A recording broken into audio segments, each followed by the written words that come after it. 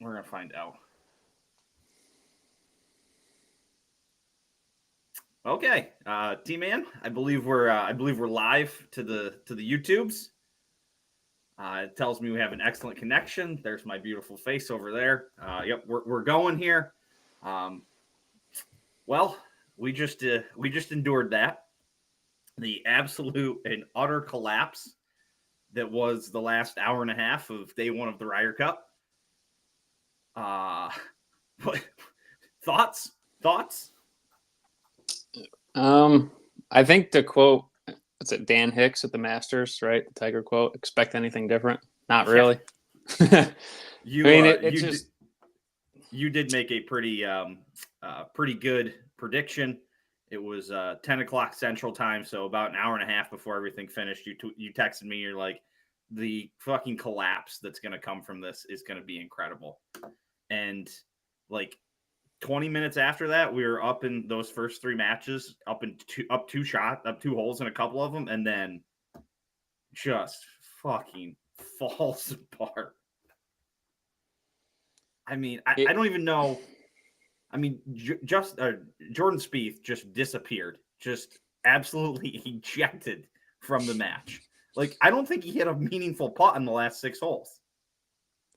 I mean, I think the best part was you and I were likening that to our own rounds. I mean, he was just completely checked out. And, like, I mean, obviously it happens, but to have it happen there, it's like just very poor timing. But hats off to JT, I mean, for even squeaking out that half point there. I mean, geez, the guy played his balls off with absolutely no help. And, like you said, Spieth was just slinging balls all over the place. On my broadcast, they didn't even show him rolling it on the 18th, which would have just... Yeah, I had the featured match on, so I was getting a lot more of that match and everything else. And Spieth was fucking just so irrelevant for at least the last 4 holes. I mean, he dumps it in the water on 16 after JT comes up like 30 yards short of the green. He hits 3-wood like 20 yards right of him, like, and just dead center into that pond. No chance. It was incredible. And then the par 3, he missed the green by like half a mile. Yep. Hit a good shot in, like, to kind of get himself back into the hole, but that's after JT, hit another good one. But yeah, I mean, the crazy thing is, though, it even felt like after they tied, it felt all right still. And then fucking Hovland making that fucking putt that is going up the hill, and it dies. Like, it like stopped at one moment, it seemed like. Yeah, it like gets one last revolution going up the hill. Like, going down, it's possible, but look who's here. I'm here. What are your thoughts of the day? Just a blunder from the start. Yeah, we haven't even gotten to the start yet. We were just going through Jordan Spieth just being a total fucking just a fucking missing child coming down the stretch. Jordan Spieth couldn't have contributed in the Tawanda Invitational in that kind of play. It would have been tough. What would Zach have done to him if you had played like that coming down the stretch of the TCC invite? If I was playing like that, I anticipate that Zach would have gotten me several beers early in the round. And if it continued, I think he might have just folded up and played worse. I don't know. There was a Troy, you did suggest that we get Jordan Spieth a Zin or something, and I suggested an Olam Light. You thought maybe a Truly would have been more his style. He fucking needed something. But then you move to the fucking next match where Koepka... Before we go off Spieth, did we really expect him to play well having a child 10 days prior, whatever it was? Do you think he's been playing golf? Yeah, I mean, he didn't go on that advanced like scouting trip they went on either, right? Like that's right. I think right when his kid was getting born. And, Well, no, but unable to advance the ball in play, I still kind of expected he'd get to the hole and have a par putt that mattered once in a while. I mean, absolutely no shot he plays tomorrow morning. Like you cannot pair that with anyone. No. I don't think he can play till singles. That if he doesn't play till singles, then there's two people that can't play till singles because Sam Burns cannot fucking play foursomes again tomorrow. He sucked too. I think there's only there's only about 4 guys that you could really say can go in the lineup tomorrow. Well, I was texting some other guys. I said you send out Scotty alone, you send out Brooks alone, and Brooks was kind of non-existent to the last 5 holes. You send out JT alone, you forfeit the last match just so nobody else gets hurt. Yeah, that's not a bad idea. Yeah, and then Scotty and Brooks. Scotty was actually making putts today, which was fucking incredible. Brooks did some stuff coming down the stretch where he was there in a big way finally after being kind of non-existent in the start of that. And then John fucking Rahm holes out twice for eagle. I mean, the one was a putt, but it was going Mach 10 in the last 3 holes. He made eagle on 16 and 18. Scheffler and fucking Koepka were 5 under on the last 5 holes and did not win that match. Like, I think that's where the win really went out of the sail. I mean, if they can at least hold on and win that, maybe Wyndham Clark isn't such a fucking joke. He doesn't shank one into the crowd and then almost skull fuck one into the water. Maybe there's just like a little different feel coming in. I don't know. I mean, I just think it shows you that all things are possible with the power of Seve. Oh God, it never fucking ends. Yeah, I mean, 2 of those matches, I mean, we just got flat out beat, right? Like that start that Fitzpatrick had, and then that close in the Koepka match. Yep. Yeah, like that shit happens. Like, yeah, the Wyndham Clark one is bad.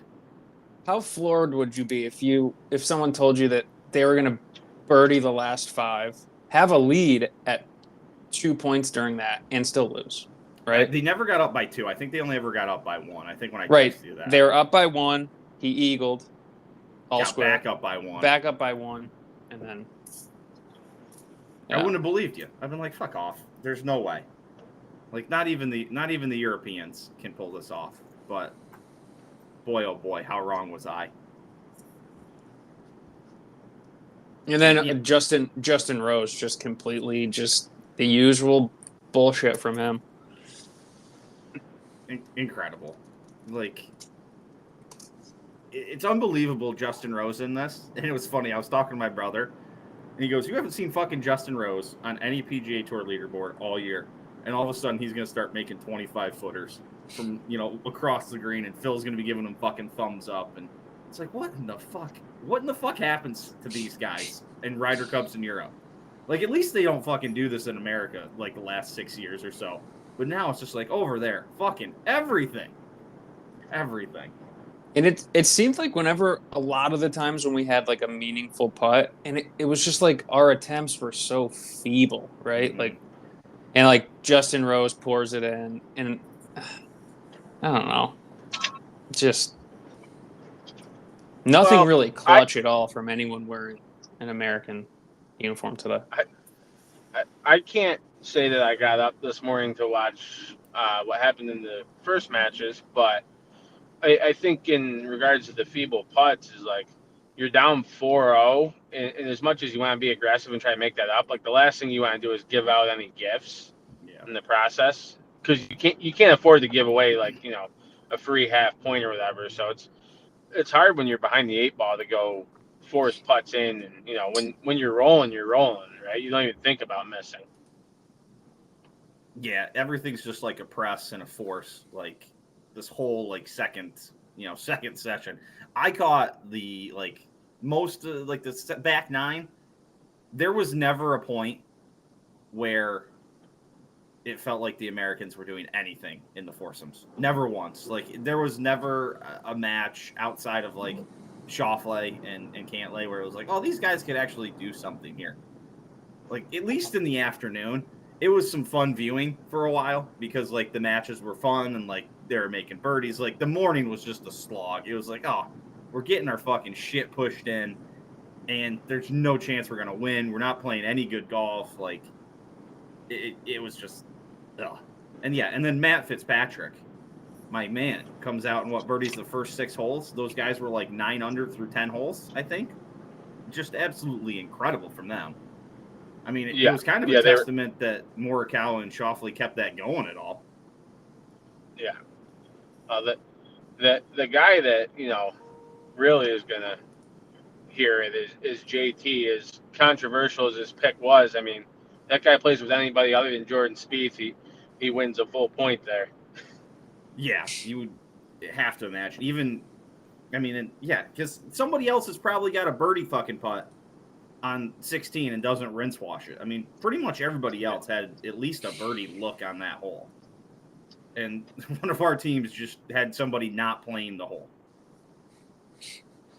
I mean, I was driving at that point, and I was listening to it on PGA Tour radio, and I think over 3 consecutive shots, when they mentioned Jordan Spieth's name, the ball went into trouble. So I didn't get to actually watch it, but I was listening, and it never sounded like he was in a good place. Well, yeah, he rinsed it on 16 off the tee after he'd just been a fucking disaster on 15. I was going to say his T-ball on 15 was way left. He quick hooked that one. Yep, and then he hit it in the shit short right. That was a bad fucking miss from Justin Thomas on 15. And the one in the bunker, right? Isn't that which one was he at the top of the hill? That was 15. Yeah, and he blew it way right in the long rescue or whatever. Yeah, that was 15. So yeah, that was a big one.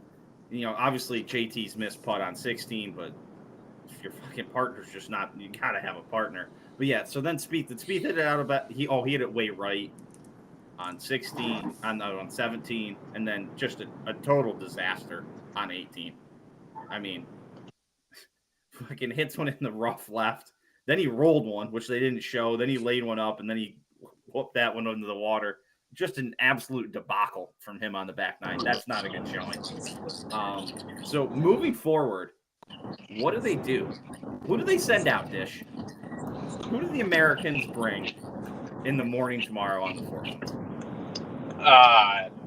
You got to bring JT and Brooks. I mean, they're your 2 killers on the team. And then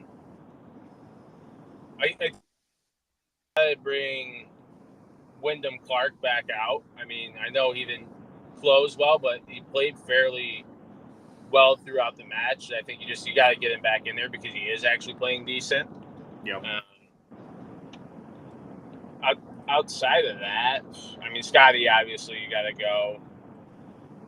I think, but I didn't see how Brian Harman played this morning, but that course seems like it's not long. There's a lot of birdies. Like it seems like a Brian Harman course. Mm-hmm. He doesn't get in a lot of trouble. He makes a lot of putts, right? I mean, if anybody's going to go play like the Europeans are, it almost seems like he's the guy. And then really, after that, I don't really know where you go. Yeah, I mean, what do? You send out Scotty and Brooks together in foursomes? Or do you have to break them up to get kind of people around?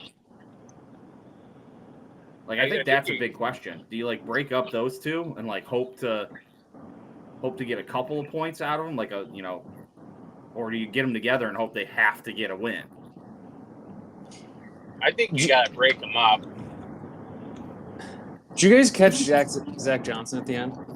Yeah, it was pretty bad. Oh, their one advantage is their depth. Really? You want to say that after today? Yeah, that was supposed to be our advantage. And then for him to be like, oh, yeah, I'm still very proud of these guys and what they've really maybe a little too positive on his end. I don't know. Maybe that's how you got to be, but damn.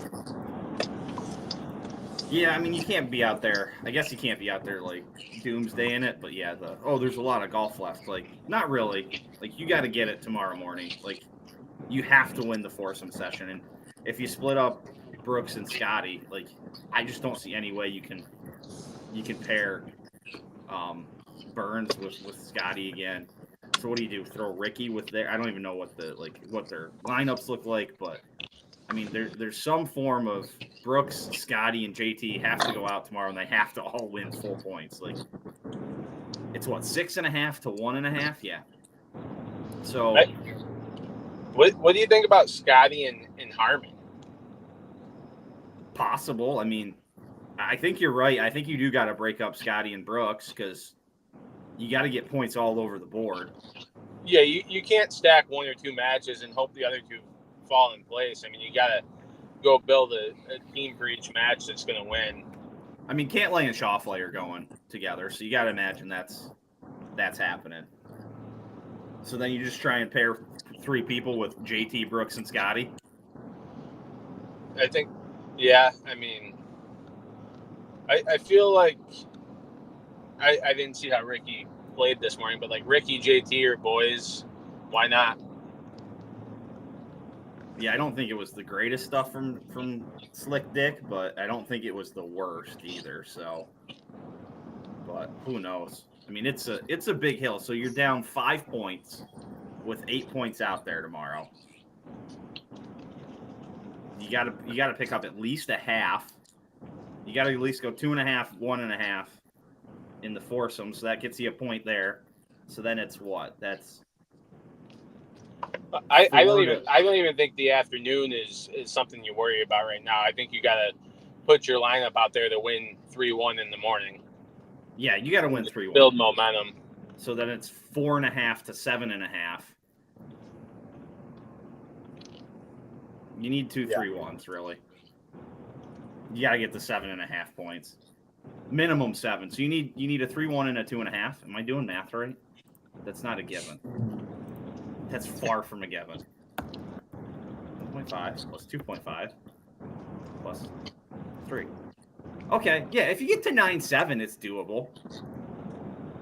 So 2.5 in the morning, 3 in the afternoon. Like, they should have had 3 this afternoon. I mean, it's totally not happening. Like, let's not get this wrong. There's no fucking chance this is happening. But, like, in theory, it's doable. I mean, I think the one thing that they have to hope for is, is John Rahm going to hole 3 fucking shots tomorrow? Hopefully not. Like, is Fitz going to go nuts again? Hopefully not. Is Rose going to be himself, like, killer tomorrow? Hopefully not. And then go from there, I guess. Yeah, I mean, I guess that's the only thing. I mean, who holds out fucking 3 times in 2 rounds and then makes a 25-foot eagle putt running Mach 10 and then almost makes a hole-in-one? Well, the European Ryder Cup team does that pretty fucking often somehow. Yeah, that's pretty normal. There was a point, I think this was this morning, somebody tweeted, they're like, if you weren't paying attention and you just turned the TV on, you'd like think for a second that they were playing like a highlight tape of like the European Ryder Cup. Like, this is their fucking highlights for like the last 9 holes. And they're like, no, that was just like 6 consecutive shots of like them stoning it, them making like 40-footers. Like fucking Nikolai Holgaard comes out in the first hole and like drains like a 45-footer with fucking perfect pace. Like, what the fuck? It's incredible. It's absolutely incredible. Oh, I did have one thing I was supposed to pass on. Slano wanted everyone to know how upset he was with the coverage. He was not pleased with how the coverage was handled. The scoreboard's horrible. Yeah, that's not good. At least they're showing a scoreboard, though. They were not doing that with the Solheim Cup.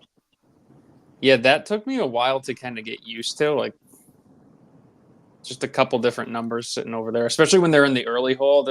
There's like a 1 and another 1, and that took a while. But the coverage just seemed like they were like, and I get it, you have to cut out to make your ad times and stuff, but it's just like such inopportune times. They're like just cutting away, just out of nowhere. It just leaves the golf course. Yeah, someone will like run a putt by the hole like 2 feet, and they're like, "See you later."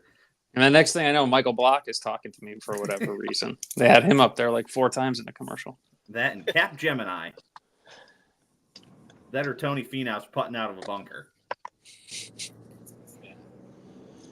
Yeah, I don't know. I felt like when I was watching, it was just like Europeans flag one commercial, Europeans flag one commercial. Maybe we'll mix in the U.S. miss a putt, and then we'll go to commercial. Like, it almost wasn't even enjoyable to watch. I felt like I followed better when I got in the car and was listening to it.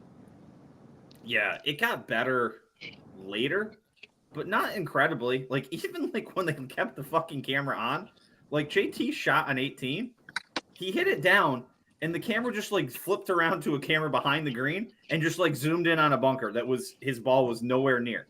And then they just cut away. So, yeah, everyone watching had no idea where JT's ball was, and they just nonchalantly were just commentating on a different hole. And then, like, after those, there were shots on a different hole. They're like, oh, yeah, by the way, JT's green side. That ball could be in the fucking water for all I know. The other thing that's got to go is this overhead drone shot on the tee ball. Like, what am I getting out of that? Oh, he made a good shoulder turn on that one. Well, there were multiple points where they'd be like behind them with shot tracer on, and they would cut the shot tracer off like before the ball got to the hole, and then just do that thing where they're looking up at the ball in the air. It's like, just leave it back behind until it like hits the ground and then switch over to it so like I can follow where it's going. Not great all around for us USA fans. Poor coverage, poor play. Poor luck. Luke Donald's talking to everybody over there. So it's going swimmingly. I got to cut out here in a minute, but I got one more thought is, if you're Luke Donald, what do you do tomorrow? Do you just stack it right out of the get-go? And obviously you're trying to end it in 2 days if you can. Yeah, I think probably right. Kind of come back with what you did. Just run back what you did this morning. Yeah. I mean, if you tie, all you got to do is tie. You tie the session and you win. It kind of feels like you can put anyone out there and win a match right now. So yeah, I mean, fucking Big Bob McIntyre was out there fucking winning matches. Yeah. Yeah, what I think we've hit most of guy. the marks. I mean, unless you guys got a lot. I mean, want to hit them with some final thoughts here?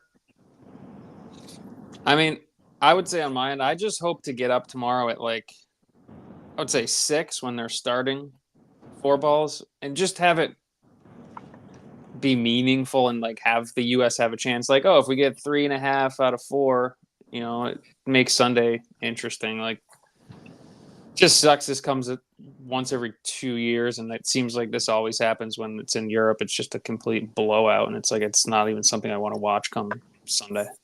Yeah, blowouts are fun when it's your team doing it at home.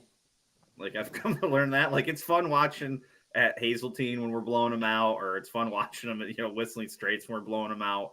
It's not fun when Europe's blowing us out in Europe and you've woke up at fucking 3 a.m. to just watch the same shit over and over again. Yeah. I guess a thought I have, Wally, when we were texting yesterday, I had said that I liked Zach Johnson's opening lineup because they grind it out. What I wasn't aware of was the golf course and how many birdies were going to be out there. Yeah. I think it had I known what I know about the golf course now, I would have hated that lineup from the start. Simply for the fact that if there's birdies out there, you got to bring guys that are going to make birdies, and maybe they make a bogey or two along the way, but it wasn't really the grinded out alternate shot scenario that I had envisioned. So, no, yeah, it did not appear to be that, because I was kind of agreeing with you. I always thought it was weird that they didn't send JT out, but I was like, I guess you just save him for 4 balls because he'd been making birdies at his normal clip. It's just he'd kind of been driving it erratically and making big numbers. So, yeah, I think, like I said, knowing what I know now, I mean, Zach Johnson maybe, went a little too heavily into analytics and not enough feel is kind of what I got out of it. Well, I saw something that some analytics like Twitter account was like his parents weren't really that good for analytics anyway. They were in like the bottom half of what he could have chosen. So who knows? Yeah, I think Troy, you're right. If they can just get 2.5, even if they split 2, and like you said, and it's like, oh, if you get 3.5 and really run it, like it's at least interesting. I think that's all we can hope for. Just like you said, if I wake up at 4:30, 5 o'clock like I normally do, and like I look at my phone, and it's like it's possible, like that's all I'm looking for. Just give me one more day where I can watch some golf. Yeah, We need a miracle at Marco. It's there. It's just give us a reason to watch it at least. The last thing you want is to wake up tomorrow and be like, man, I don't even want to watch this.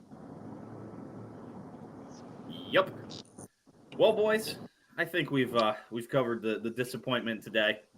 Wasn't even sure I was going to do one today, but I figured if things don't change pretty rapidly, there'd be absolutely no point in doing one Saturday or Sunday. So I was going to sneak one in. Does Zach Johnson not sleep tonight, knowing that he could go down as the worst Ryder Cup captain of all time? He's not sleeping well if he's sleeping. I don't think. I mean, Tom Watson's still pretty bad. Yeah. There was a fucking mutiny over Tom Watson. I thought that today's opening lineup and overall performance really embodied Zach Johnson's personality. Just leaves a fucking lot to be desired. Yeah. Yeah, I mean, we were really a guy like, just catching the ball on the tee with a practice swing away from seeing all of Zach Johnson out there. It's incredible that he's done that multiple times. Not just once, like multiple times. It's like 4 to 5 times. Like maybe just take a fucking extra half a step away from the ball, bud. Yeah. Well, boys, I appreciate you hopping on here and wallowing through the pity with me. We'll be out there tomorrow. I'll leave you guys. Any passing thought, any final thoughts you got? Fire away. Go Devils. That does it for me. See you, boys. We'll catch you guys.